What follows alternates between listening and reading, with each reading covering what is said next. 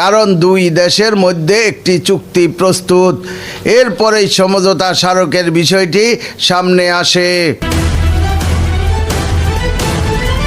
শুধু সূত্র নয়, চলতি সপ্তাহান্তে একটি সমঝোতা স্মারকে সই করার বিষয়টি নিশ্চিত করেছেন মার্কিন কর্মকর্তারাও।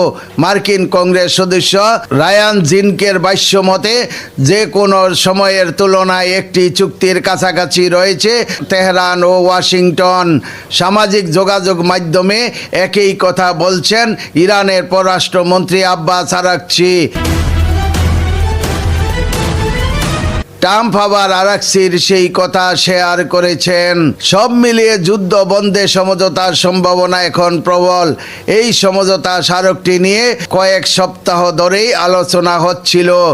বিভিন্ন গণমাধ্যমের খবর অনুযায়ী স্মারকটিতে দুই পক্ষ সই করলে 60 দিনের জন্য যুদ্ধ বন্ধ থাকবে।